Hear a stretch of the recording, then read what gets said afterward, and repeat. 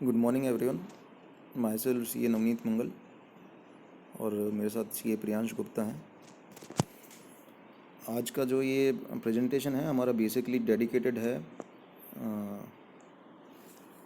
जो brand equity and others के case में दिल्ली हाई कोर्ट का जजमेंट आया है, जहाँ पे उसने ट्रांजिशनल क्रेडिट के क्लेम को डिस्कस किया है, एजुडिकेट किया है। उसके बारे में थोड़ा एनालिसिस इस जजमेंट को हमने किया है ताकि एक लाइट थ्रो हो सके कि ना इस जजमेंट के बेसिस पे आगे अपन बाकी एसएससीज क्या कर सकते हैं ट्रांजिशन क्रेडिट के रिस्पेक्ट में। काफ़ी अच्छा जजमेंट है, काफ़ी वेल वर्डेड जजमेंट है और काफ़ी सारे सिर्फ ट्रांजिशन क्रेडिट ही नहीं, बहुत सारी चीज़ें ऐसी हैं जो ट्रांजिशन क्रेडिट के अलावा भी इसके स्कोप में आ सकती हैं। वो अपने को आगे समझना पड़ेगा कि कैसे इस स्कोप में अपन कवर कर सकते हैं उसको समझने से पहले आप थोड़े से बेसिक्स हम लेके जाएंगे आपको जजमेंट को। पहले जजमेंट में जंप करने से पहले we would like to go through some basics और कुछ बेसिक्स हैं जो हम उसको हम हाईलाइट करना चाहेंगे। जो हमारे इस पूरे कॉन्फ्रेंस का एजेंडा है वो बेसिकली 3 पॉइंट्स पे रिवॉल्व करेगा। पहला पॉइंट ये है कि दिल्ली हाई कोर्ट का जो जजमेंट आया ब्रांड इक्विटी ट्रेटीज लिमिटेड, इस बेसिकली जजमेंट में 4 पार्टीज़ इन्वॉल्व थी। चारों पार्टीज़ की रिट पिटीशन को साथ में सुना गया है। उसमें से एक ब्रांड इक्विटी है, सेकंड माइक्रोमैक्स है, developer group of India limited third party है और फिर फोर्थ रिलायंस इलेक्ट्रिक वर्क्स है। तो चारों का एक ही इशू इन्वॉल्व था कि ट्रांजिशन क्रेडिट वो जो ट्रांस1 के थ्रू नहीं ले पाए थे, उसका वो इशू इन्वॉल्व था इसमें। तो चारों को उन रिपीटिशंस को उन्होंने एक ही जजमेंट में सुना है, तो उसके अराउंड रिवॉल्व करेगा हमारा ये पूरा वेबिनार। दूसरा जो पॉइंट है हमारे इस वेबिनार का, वो इस बात पर रिवॉल्व करेगा कि सेक्शन 140 में रिट्रोस्पेक्टिव अमेंडमेंट लेके आए हैं बाय फाइनेंस एक्ट 2020 और वो नोटिफाई हुआ है 18 मई 2020 को। सेक्शन 128 के थ्रू अमेंडमेंट लेके आए थे, उसको नोटिफाई किया इन्होंने अभी 18 मई 2020 को। तो सेकंड पॉइंट, चूँकि दिल्ली हाई कोर्ट का जजमेंट इस अमेंडमेंट को कंसिडर नहीं करता, तो उससे क्या इम्प्लीकेशंस आ सकते हैं रिट्रोस्पेक्टिव अमेंडमेंट के, बहुत ही इंपॉर्टेंट है अपने लिए जानना समझना कि ना इस रिट्रोस्पेक्टिव अमेंडमेंट का क्या इम्पैक्ट पड़ सकता है इस जजमेंट के ऊपर। तो इसलिए हमारा जो सेकंड मुद्दा है वो इसके अराउंड रिवॉल्व करेगा।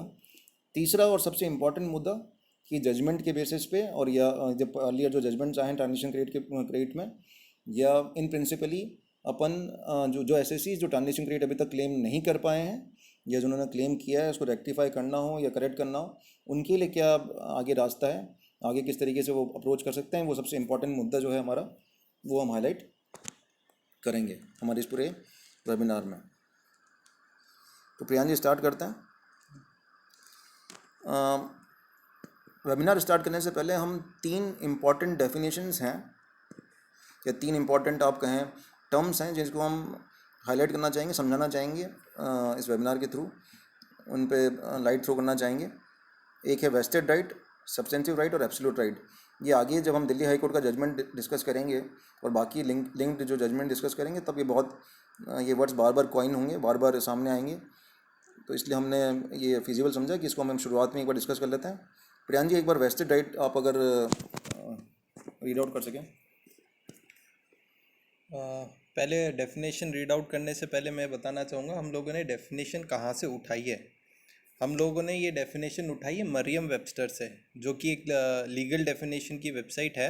आप लोग रेफ़र कर सकते हैं उसको, डिक्शनरी है, आप रेफ़र कर सकते हैं, ऑनलाइन भी ये मिल जाएगी आपको। तो सबसे पहला जो डेफिनेशन है वो है वेस्टेड राइट का। इसकी जो लीगल डेफिनेशन है वो है a right belonging completely and unconditionally to a person as a property interest which cannot be impaired or taken away as through retroactive legislation without the consent of the owner. Second जो definition है वो है substantive right. इसकी definition है a right as of life, liberty, property और reputation held to exist for its own sake or to constitute part of the normal legal order of the society. Third जो definition है वो है absolute right, an unqualified right, a legal enforceable right to take some action or to refrain from acting as the sole discretion of the person having the right. अगर आप इन तीनों definitions को वापस देखेंगे अगर प्रेजेंटेशन के ऊपर जो हमने डाली हुई हैं, तो वेस्टेड राइट का मतलब ये है कि ऐसा कोई राइट जो कि कम्प्लीटली और अनकंडीशनली किसी पर्सन को बिलोंग कर चुका है, कम्प्लीटली और अनकंडीशनली, मतलब अब उसमें कोई कंडीशन अटैच नहीं है, कम्प्लीटली उसके पास जा चुका है वो राइट, ठीक है। और कोई रिट्रोएक्टिव लेजिस्लेशन के थ्रू आप उस राइट को नहीं ले सकते। एक बार वो राइट चला गया है किसी पर्सन के पास, उस किसी रिट्रोएक्टिव लेजिस्लेशन के थ्रू उस राइट को वापस नहीं लिया जा सकता without the consent of the owner. This is very important term, vested right. This term will be coined again and again in the Delhi High Court, was coined again and again in the Delhi High Court judgment, in earlier judgments of relating to Sandwich credit, relating to GST credit, transition credit. तो ये term बार बार आ रहा है। इस term का मतलब basically यही है कि ऐसा राइट जो कि कम्प्लीटली और अनकंडीशनली किसी पर्सन को बिलोंग हो चुका है और किसी रिट्रोएक्टिव लेजिस्लेशन के थ्रू वापस नहीं लिया जा सकता without the consent of the owner. Substantive right basically a right which belongs to life, liberty and property also. Property is important word here, because we are right now talking about credit, and credit is a property. Credit can be termed as property, held to exist for its own sake and to constitute a part of the normal legal order of the society. A right which has substantially accrued to the person can be called a substantive right. Then absolute right. Absolute right is an unqualified right, a legally enforceable right to take some action or to refrain from acting at the sole discretion of the person having the right. Absolute right is a right जहाँ पे कोई qualification attach नहीं होती, कोई एकदम absolutely उस person को belong कर जाता है। इनफैक्ट वो लीगली इन्फोर्सेबल राइट बन जाता है कि ना उस राइट को लीगली इन्फोर्स किया जा सकता है उस पर्सन द्वारा, तो that becomes an absolute right. इसका सिग्निफिकेंस क्या है, जब अपन आगे की स्लाइड्स देखेंगे तब उसमें हम ऐसा सिग्निफिकेंस भी इसको हाईलाइट करेंगे। फिलहाल अभी एक इम्पॉर्टेंट सेक्शन है, उसको हम सिर्फ हाईलाइट कर रहे हैं, उसको कहाँ पे हम that will be of use in this webinar वो भी हम डिस्कस करेंगे। Section 174 subsection 2C of CGST act. Basically जब GST एक्ट बनाया था तो उस समय GST एक्ट बनाया था तो उन्होंने एक सेक्शन 174 रखा था, रिपील एंड सेविंग। उसके एक पर्टिकुलर सबसेक्शन में उन्होंने वर्डिंग कर रखा है कि ऐसा कोई भी राइट, प्रिविलेज, ऑब्लिगेशन और लाइबिलिटी जो कि एक्वायर्ड हो चुकी है, एक्रू हो चुकी है और या इनकर हो चुकी है अमेंडेड एक्ट में या रिपील्ड एक्ट्स में, अंडर सच रिपील्ड और अमेंडेड एक्ट्स, तो वो राइट और privilege obligation can not B taken away. This is an important section in reference to the Delhi High Court judgment. While going through the presentation, we will highlight what is the importance of this section also.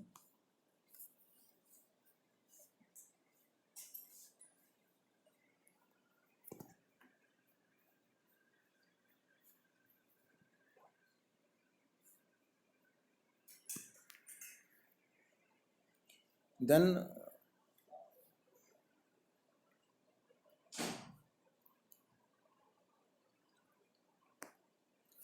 just jumping into the before jumping into Delhi High Court judgment, let's discuss section 140 retrospective amendment brought by section 128 of the Finance Act 2020.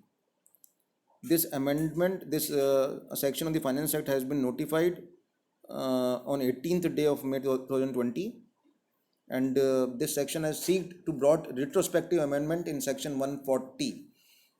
Here I just want to highlight that section 140 is a section जहाँ पर transitional credit को लेने के बारे में बताया गया है, जहाँ ट्रांजिशन क्रेडिट की प्रोविजंस को इन्वेसेज कर रखा है, वहाँ पे रिट्रोस्पेक्टिव अमेंडमेंट लेके आए हैं।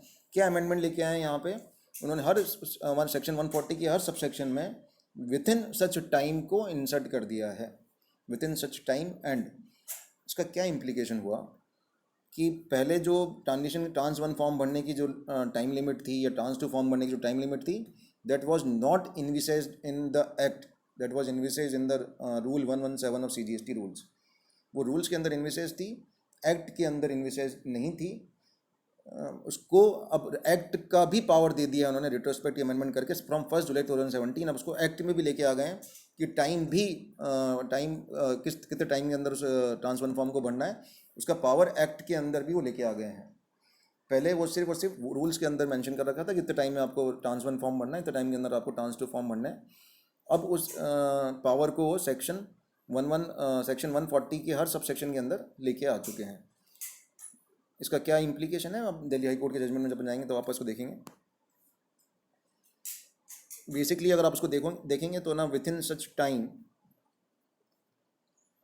ये जो फ्रेज है इन्होंने सेक्शन, ये हमने सिर्फ एक एग्जांपल कोट किया है यहाँ पे 140 सबसेक्शन 1, ऐसा करके इन्होंने हर 140 की हर सबसेक्शन 1 2 3 4 5 6 7 सब में फ्रेज इंसर्ट किया है। ये विद इन सच टाइम इन्होंने 1/7/2017 से रिट्रोस्पेक्टिवली फाइनेंस एक्ट 2020 के थ्रू, जो कि 27 मार्च 2020 को प्रेजेंट किया था, के थ्रू लेके आए हैं, जिसको नोटिफाई किया है इन्होंने 18 मई 2020 को। तो अब ये जो सेक्शन है, सेक्शन में टाइम का भी फ्रेम इन्होंने इंसर्ट कर दिया है।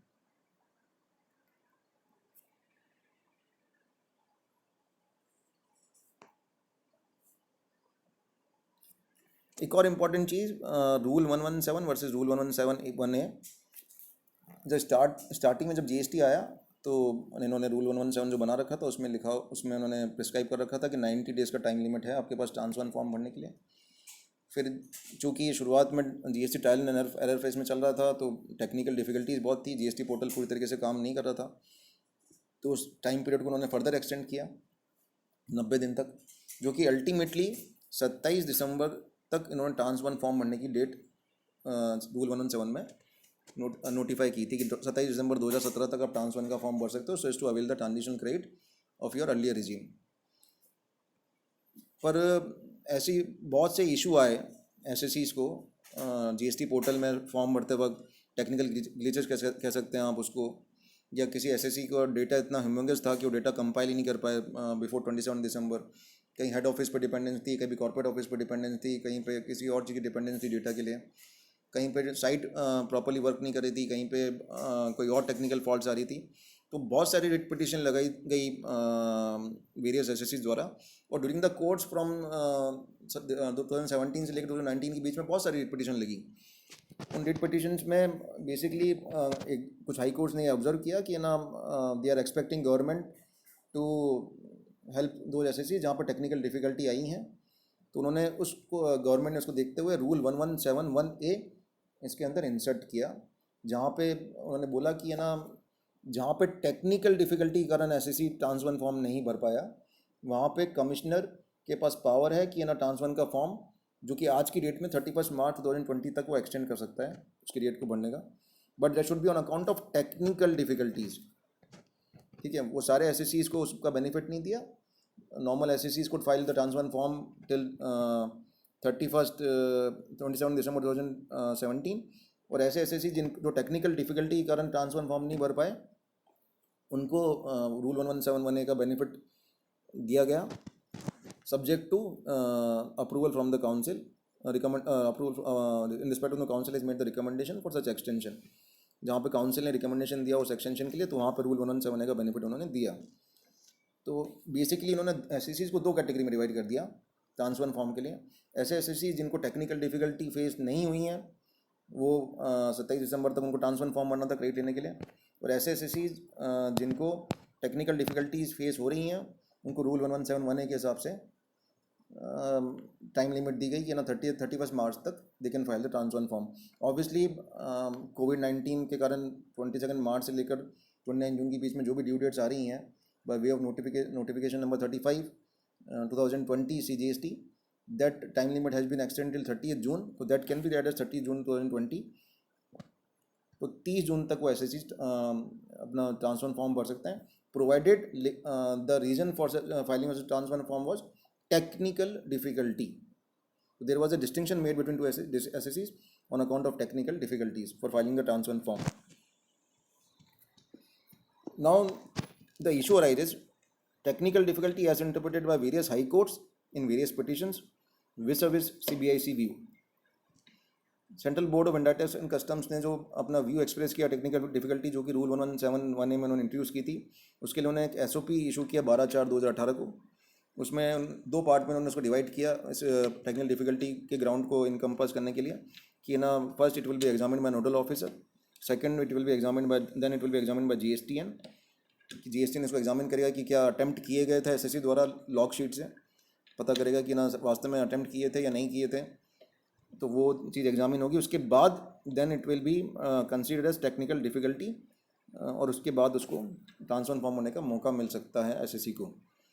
तो बेसिकली जो सीबीआईसी का व्यू था वो ये अपन कह सकते हैं कि टेक्निकल डिफिकल्टी को उन्होंने टेक्निकल ग्लिचेस तक कॉन्स्टेंट कर रखा था, कि टेक्निकल ग्लिच किसी को हुई हो ट्रांसफर फॉर्म भरते वक्त, कोई टेक्निकल दिक्कत हुई हो ट्रांसफर का फॉर्म भरते वक्त, अपलोड करते वक्त, तो उसी तक उनको रिस्ट्रिक्ट कर रखा था। उसके बियॉन्ड उसको टेक्निकल डिफिकल्टी उन्होंने इंटरप्रेट नहीं किया, ना ट्रांसफर फॉर्म अलाउ किए उस बेसिस पे।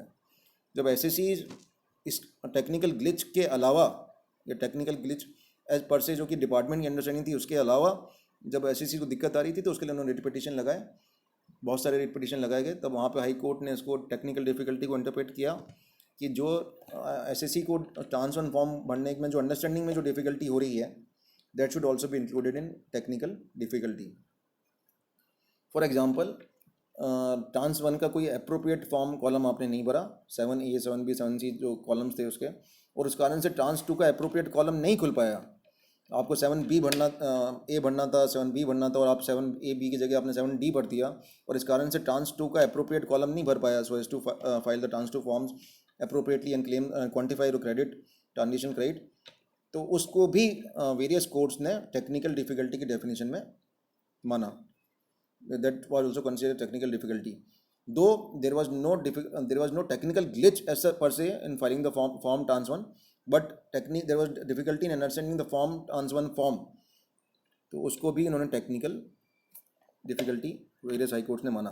तो ये सीबीआईसी का व्यू टेक्निकल डिफिकल्टी के रिस्पेक्ट में कुछ और था, और वेरियस हाई कोर्ट 2017 से लेकर 2019 के बीच में जो हाई कोर्ट के जजमेंट्स आए, वहाँ पर टेक्निकल डिफिकल्टी का व्यू कुछ और था। अब अपन दिल्ली हाई कोर्ट के जजमेंट के ऊपर आते हैं। दिल्ली हाई कोर्ट के जजमेंट में बेसिकली 4 पिटिशनर थे, brand equity treaties limited, Micromax Informatics limited and 2 more as are mention in the presentation also. इसकी फाइनल हियरिंग 3 मई 2020 को हुई, और फाइनली लैंडमार्क जजमेंट ये 5 मई 2020 को डिलीवर हुआ। ठीक है। Writ applied and dispose of by writ mandamus, ये बहुत इंपॉर्टेंट है समझने के लिए कि रिट मैंडेमस, ये जो रिट एप्लीकेशन जो दिल्ली हाई कोर्ट ने ब्रांड इक्विटी केस में इसकी जो जजमेंट दिया है, that is by way of writ mandamus, that is not by way of any other writ, by for example certiorari और अदर्स। तो यहाँ रिट मैंडेमस का जो पर्पज़ होता है, वहाँ पे सिर्फ रिस्पोंडेंट को डायरेक्ट किया गया है यहाँ पे कि पिटिशनर को अलाउ करें कि जो क्रेडिट वो नहीं ले पाया 30 जून 2017 का, जो उसका ट्रांजिशन क्रेडिट था जो नहीं ले पाया, वो उसके लिए उसको मैनुअली या फिर उसको ऑनलाइन पोर्टल में जीएसटी या ट्रांसफर फॉर्म खुल के उसको अलाउ करे, सो टू टेक द क्रेडिट। यहाँ पे इम्पॉर्टेंट बात ये है कि यहाँ पे हाई कोर्ट ने 117 रूल को अल्ट्रा वायरस नहीं डिक्लेयर किया है। यहाँ पे सिर्फ और सिर्फ इन 4 केसेस में रिस्पोंडेंट यानी डिपार्टमेंट को, यूनियन ऑफ इंडिया को डायरेक्ट किया गया है कि इन चारों का ट्रांसफर फॉर्म खोलें और इनको अलाउ करें ट्रांसफर फॉर्म भरने के लिए। सिर्फ उसी लिमिट तक, उसी एक्सटेंट तक यहाँ पर डायरेक्ट किया गया है। सेक्शन रूल 117 को अल्ट्रा वायरस डिक्लेयर नहीं किया। ये इंपॉर्टेंट पॉइंट है जो अपन लास्ट में ये डिस्कस करेंगे कि एसएससी इसके लिए क्या रोड अहेड है। This petition has been dispose of by way of writ mandamus, I am repeating it again and again, writ mandamus, and there is only a direction issue to the respondent कि आप credit जो accumulate हुआ है 30/6/2017 को, उसको allow करें एसएससीज को, 4 एसएससीज के लिए ट्रांसफर को मैनुअली खोलने के लिए। रूल 117 को अल्ट्रा वायरस डिक्लेयर नहीं किया गया इसमें।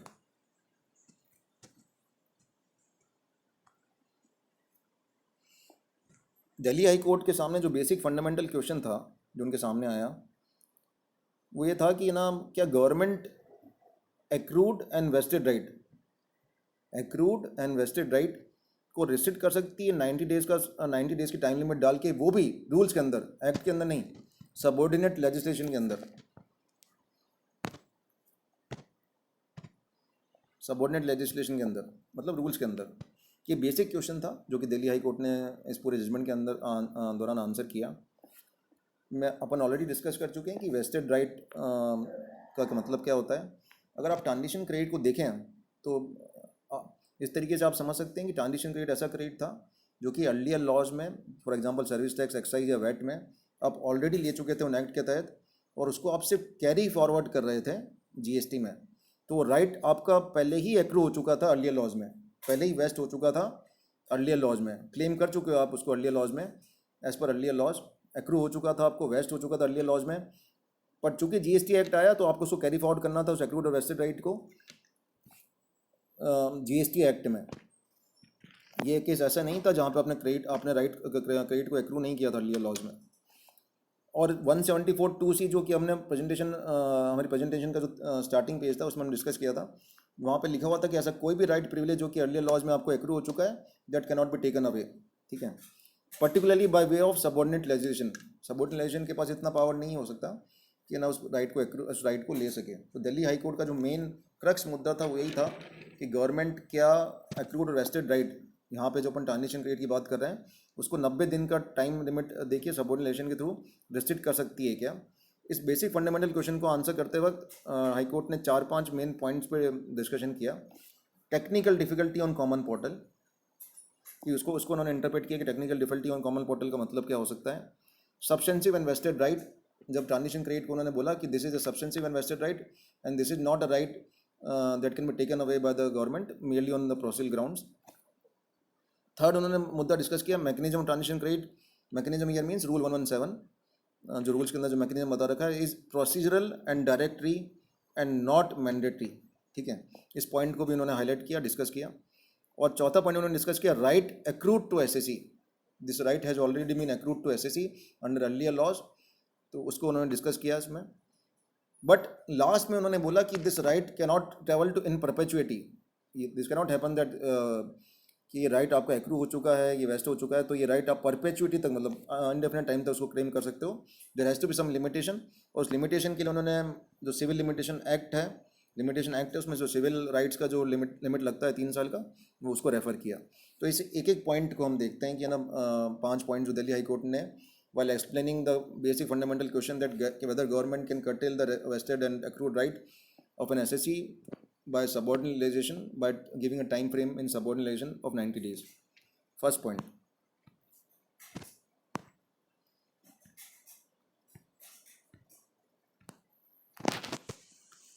technical difficulty on common portal. High Court, while delivering the judgment, categorically mentioned that it's a too broad a term and cannot have a narrow interpretation or application. ये बहुत ज़्यादा broad term है और इसको नैरोली आप interpret नहीं कर सकते, नैरोली इसको अप्लाई नहीं कर सकते। Second, further technical difficulties can not be restricted only to a difficulty face by और in the part of the respondent. Respondent here means Union of India और डिपार्टमेंट। आप टेक्निकल डिफिकल्टी को सिर्फ इस बात से, इस एंगल से नहीं देख सकते कि ना रिस्पोंडेंट को क्या टेक्निकल डिफिकल्टी फेस हो रही है। It would include within its purview any such technical difficulties faced by the taxpayer as well, which could also be as a result of the respondent follies. यहाँ पर technical difficulty में जो respondent को भी technical difficulty face हो रही हैं, taxpayer को वो भी इंक्लूड की जाएंगी as per the Delhi high court interpretation of technical difficulty.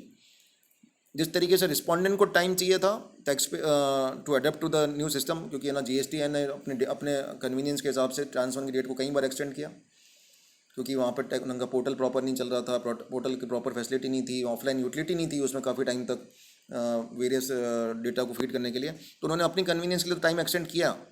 But जिस तरीके से उन्होंने अपने आप को अडेप्ट करने के लिए टाइम एक्सटेंड किया, उसी तरीके से रिस्पोंडेंट, उस तरीके से टैक्स पेयर को भी टाइम चाहिए था so as to adapt to the system. क्यों प्रियन जी, आप ऐसे नहीं कर सकते कि ना रिस्पोंडेंट तो टाइम लिए जा रहा है अपनी टेक्निकल जो ग्लिचेस हैं उसको ओवरकम करने के लिए, बट जो टैक्स पेयर को टेक्निकल डिफिकल्टी आ रही हैं उसके लिए कोई टाइम एक्सटेंशन उन्होंने नहीं दिया। तो this can not B A case. तो उन्होंने बोल्ड में इसको हमने हाईलाइट किया इस पॉइंट को, the respondents can not adapt different standards, one for themselves and another for tax payers. बहुत स्ट्रॉन्ग वर्ड्स हाई कोर्ट ने यूज़ किए हैं यहाँ पे।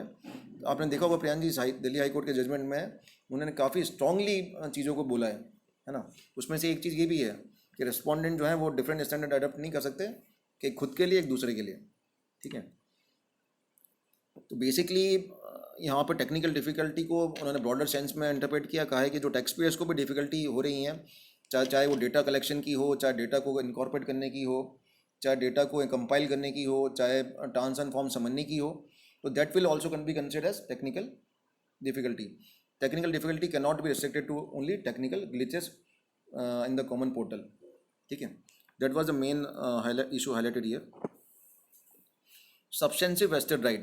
This was the second point that was being discussed in this Delhi High Court judgment, elaborated in this Delhi High Court judgment. Rule 117, whereby the mechanism for availing the credit has been prescribed, is procedural and directory and cannot affect the substantive right of the registered taxpayer. Rule 117 को उन्होंने clear cut बोला कि this rule is a procedural rule, this is a directory rule, and this is not a rule जहाँ पे आप substantive right को उसके SSC को curtail कर सकते हो, उसके accrued right को curtail कर सकते हो.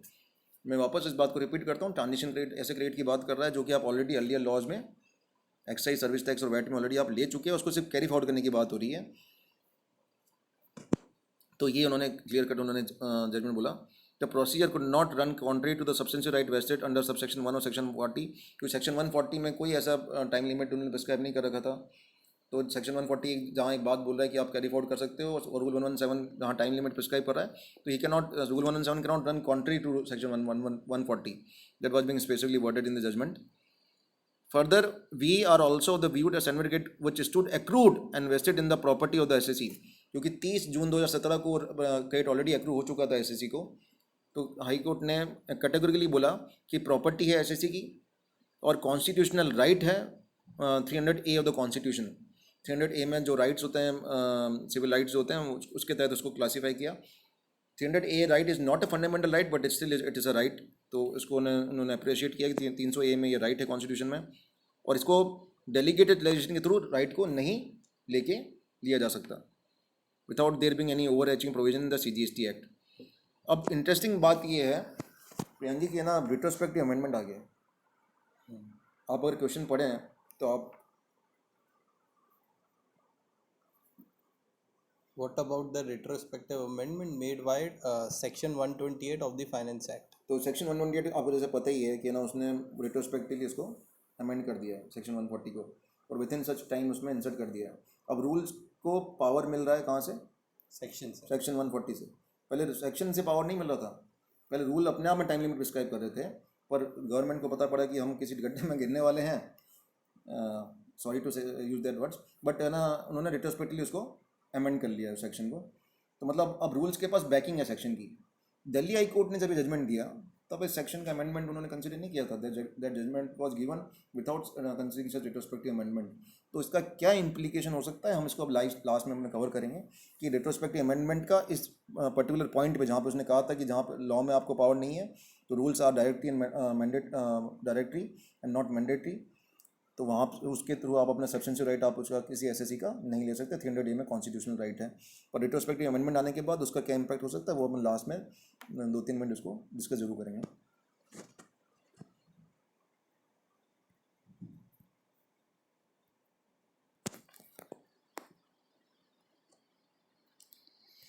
mechanism for transitional credit is procedural and directory. Basically trans one form जो है वो जो प्रोसीजर है वो डायरेक्टरी है और प्रोसीजरल है, मैंडेटरी नहीं है. उसके लिए उन्होंने एक और चीज़ को रेफरेंस में डाला, आप देखें तो कि ना ट्रांस वन में ना सेक्शन 140 में ना रूल 117 में कोई भी कॉन्सिक्वेंस नहीं लिखा हुआ कि अगर आपने ट्रांस वन फॉर्म टाइम पे नहीं भरा तो उसका कॉन्सिक्वेंस क्या होगा. तो उसको कोर्ट ने कंसिडर किया, उसने कहा कि अगर जब आपका कोई कॉन्सिक्वेंस ही नहीं लिखा हुआ है तो this provision can not be consider as mandatory, it can be consider only as directory and not mandatory. This is an important thing. Fourth, right accrued to SSC. This is a very, very distinct, important factor to understand, not in the scenario of only transitional credit, but normal GST credit also. Very important concept being discussed here. Right accrued to SSC. Before going to this concept, the High Court basically in para 20 categorically discussed two cases: ALD Automotive Private Limited, which relied basically on Godrej and Boyce Manufacturing Companies Limited. So Priyanji, if you can highlight the case of highlight the facts of ALD Automotive Private Limited, what were the facts in this case so that we can discuss on it. ये ALD automotive जो case था ये Tamil Nadu VAT act के ऊपर based था. Tamil Nadu VAT act में एक provision है सेक्शन 19 सबसेक्शन 11 में, जहाँ पर वो ये बोलता है कि अगर कोई क्रेडिट, इनपुट टैक्स क्रेडिट आपसे क्लेम करना रह गया था तो वो आप क्लेम कर सकते हैं with in 90 days of from the date of purchase or till the end of the financial year, whichever is later.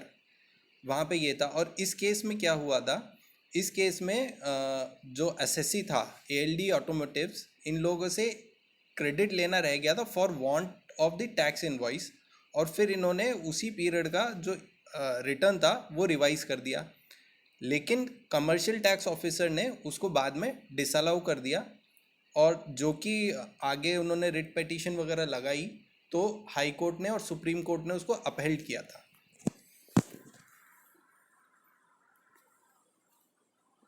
Basically आप इस जजमेंट को देखें तो जजमेंट में बहुत डिस्टिंग्विशिंग फैक्टर है ट्रांजिशन क्रेडिट से। इस जजमेंट के जो फैक्ट्स हैं वो ये हैं बेसिकली कि ना एसएससी ने क्रेडिट को क्लेम ही नहीं कर पाया वो टाइम पे, जो कि रूल्स और एक्ट में उन्होंने प्रिस्क्राइब कर रखा था। जैसे कि प्रियांजी ने आपको बताया कि उस एक्ट में 90 दिन का टाइम दे रखा था उन्होंने डेट ऑफ परचेस और the end of the financial year whichever is earlier later. पर उसने एसएससी ने from the for the want of the invoices he could not claim the credit in the time and therefore he filed a revised return and department denied the credit because on the ground that rules did not allow you to revise your return or take the credit after 90 days period or end of the financial year period whichever is later।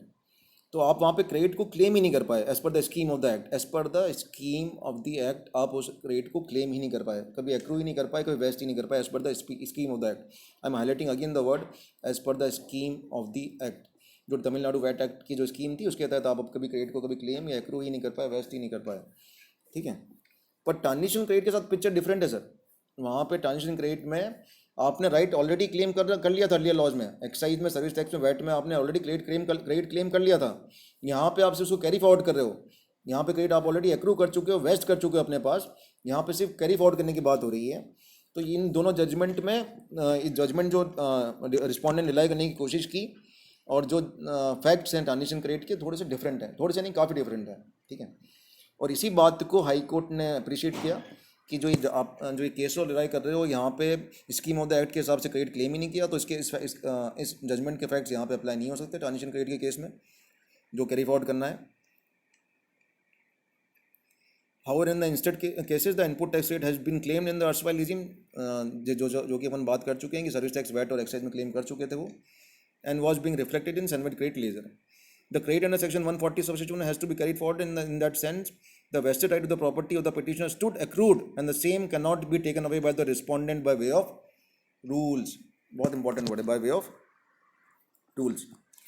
तो judgement जो कि revenue ने या respondent ने rely करने की कोशिश की, वहाँ पे फैक्ट्स अलग थे। वहाँ पे राइट को क्लेम ही नहीं किया था, जो आपका इनपुट टैक्स क्रेडिट का जो राइट था उसको क्लेम ही नहीं किया था, वेस्ट ही नहीं हुआ था, वो एक्रू ही नहीं हुआ था आपको। While in the case of transition credit आपको ऑलरेडी वो राइट वेस्ट और एक्रू हो चुका था अर्लियर लॉज में, you are only carrying forward that right. तो चूँकि ये डिस्टिंग्विशिंग फैक्टर था तो दिल्ली हाई कोर्ट ने बोला कि जो कि राइट आपको एक्रू हो चुका है तो वो रूल्स के तहत, रूल्स के mainly by way of rules you cannot take away that right, ठीक। Priyan ji, I think this we have highlighted these two facts of the judgment that was relied by the department and the present case of transition rate very appropriately. Now we can move to the next slide. But Delhi High Court ultimately held that this right, though being a vested right, though being an absolute right, though being a substantive right, cannot be stretched to perpetuity। मतलब ऐसा नहीं कि ना आप इसको ना perpetuity तक कभी भी क्लेम कर सकते हो। उन्होंने कहा कि ना क्योंकि in absence of any other specific provision in this regard we think limitation act will be appropriate mechanism, जहाँ पे लिमिटेशन एक्ट को उन्होंने अप्रोप्रिएट मैकेनिज्म माना, जहाँ पे सिविल राइट्स को you can claim that civil rights up till 3 years from their accrue date of accruing. Since in this case 1st July 2017 was the date of implementation of GST, 30th June 2020 was the date being fixed for taking such credit under transition provisions as per the Delhi High Court judgment in the case of four parties being the petitioners in this case। Priyan ji, इसमें आप अगर देखें इस particular अपन presentation में देखें तो इसमें बहुत स्ट्रॉन्ग वर्ड्स यूज़ कर रखे हैं, ठीक है। आप देखें तो इसमें इन्होंने हाई कोर्ट ने वर्ड यूज़ कर रखा है यहाँ पे इस पर्टिकुलर केस में, conscious to the circumstances that are prevailing we feel that taxpayers cannot be robbed of their valuable rights. This is a very strong word, robbed. मतलब आप उसको मतलब बेसिकली आप कह रहे हैं कि ना आप उनसे उनका हक नहीं छीन सकते, है ना। बहुत स्ट्रॉन्ग वर्ड्स यूज़ किए हैं। मतलब basically high court was a very confirmative view that this is a very absolute and vested right, and that cannot be taken away merely by government by framing such rules or without any cognizance in the act. This is a very important phase of this judgment. Then just moving forward, now comes the very important part of this webinar: road ahead for SSCs for claiming rectifying tarnish and credit claims. Before discussing that, as we highlighted earlier in our presentation, that this writ was by way of writ mandamus. There was only a direction given to the respondent to open the applications of four respondents, of four petitioners, sorry, of Trans 1, and there was no such decision being held as in which Rule 117 was being held as ultra virus. तो this is very important point. Rule 117 को ultra vires उन्होंने held नहीं किया है। उन्होंने सिर्फ direction दिया है उसको रिस्पॉन्डेंट को कि अपने पिटिशनर्स के आप 4 फॉर्म खोलो। तो ये क्या बाकी एसएससीज के लिए यूँ का यूँ अप्लाई हो जाएगा? हमारी ओपिनियन में ये 1-to-1 जजमेंट था। ये यूँ का यूँ आप अप्लाई नहीं कर सकते कि ना रूल 117 अल्ट्रा वायरस है या उसको अपन बेसिस नहीं बना सकते। But this judgment can be use as a precedent for you to file a writ petition in your own case. ठीक है, you can do one thing, you can file a writ petition in your own case side by citing this judgment, and most likely a favorable judgment can come across. You have to also have to file a manual application before 30 June 2020 in front of your jurisdiction officer, because that is a date before you have to claim the credit as per this Delhi High Court judgment. और कोई आपने trans 1 application file की और उसमें कुछ गलतियाँ रह गई, कुछ कमियाँ रह गई, तो दैट कैन ऑल्सो भी रेक्टिफाइड। हमारे हिसाब से उसकी विंडो भी ओपन है, तो वो भी आप फाइल कर सकते हैं, वो भी आप क्लेम कर सकते हैं as per Delhi high court judgement. और सिर्फ दिल्ली हाई कोर्ट जजमेंट नहीं, ऐसे बहुत से जजमेंट हैं जो इस दौरान आए हैं जीएसटी के रिजीम में ट्रांस 1 के लिए। Like for example Siddharth enterprise का गुजरात हाई कोर्ट का जजमेंट है, एबी पाल एंटरप्राइज का जजमेंट है, जो कि इस दिल्ली हाई कोर्ट जजमेंट में रिलाई किए गए हैं। और ऐसे वेरियस जजमेंट्स आए हैं, नंबर ऑफ जजमेंट्स हैं जहाँ पे उन्होंने बोला है कि टेक्निकल डिफ़िकल्टी को इंटरप्रेट भी किया उन्होंने। रूल 117 का बेनिफिट भी उन्होंने एक्सटेंड किया है। तो बेसिकली ये इस तरीके से हमारे हिसाब से आप ट्रांजिशन क्रेडिट को क्लेम कर सकते हैं। और एक और इम्पॉर्टेंट बात हम हाईलाइट करना चाहते हैं, जो दिल्ली हाई कोर्ट का जजमेंट था, that was basically on rule 117, जहाँ पे ट्रांस 1 फॉर्म फाइल किया ही नहीं था। ठीक है, जहाँ पर टेक्निकल डिफ़िकल्टी के अराउंड तो रिवॉल्व हुआ ही था ये जजमेंट। जो रेट्रोस्पेक्टिव अमेंडमेंट आया है वो सिर्फ और सिर्फ सेक्शन 140 में आया है। सेक्शन 140 में टाइम लिमिट को स्पेसिफाई करने का पावर दिया गया है। उस रेट्रोस्पेक्टिव अमेंडमेंट ने रूल 1171A को विड्रॉ नहीं किया। रूल 1171A अभी भी आज की डेट में भी है। जब भी एसएससी को कोई टेक्निकल डिफ़िकल्टी हुई है फॉर्म ट्रांस 1 फॉर्म भरने में, उसकी डेट आज भी 30 मार्च और रीडिंग विद नोटिफिकेशन नंबर 35/2020 आज भी 30 जून 2020 है।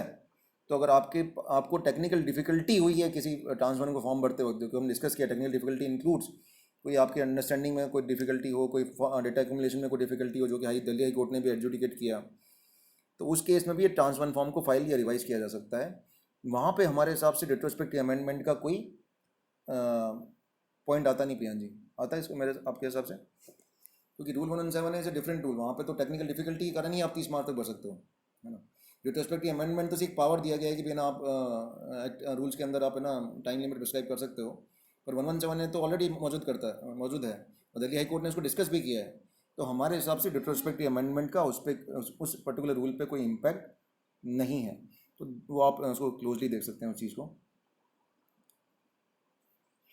अच्छा, इस जजमेंट का सिर्फ और सिर्फ ट्रांस 1 फॉर्म तक इसका इम्पैक्ट रहेगा, that is wrong to be interpret. इसका जजमेंट का जो इम्पैक्ट है that can go beyond trans 1। How? जो आपके जीएसटी में जो परचेजेस हैं जिसके लिए टाइम लिमिट फ्रेम कर रखी है सेक्शन 16 सबसेक्शन 4 में, कि आप सितंबर के बियॉन्ड क्रेडिट नहीं ले सकते उसमें, क्या उसको अब वापस री एग्जामिन करना चाहिए?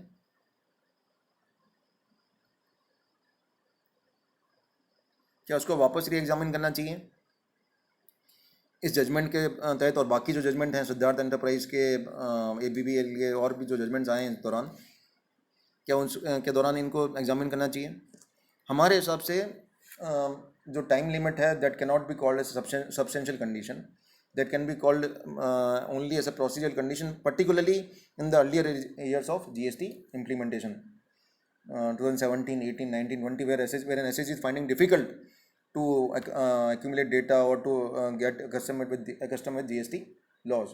तो हमारे हिसाब से जो टाइम लिमिट की जो कंडीशन है that can be only read as procedural condition and not as substantial condition.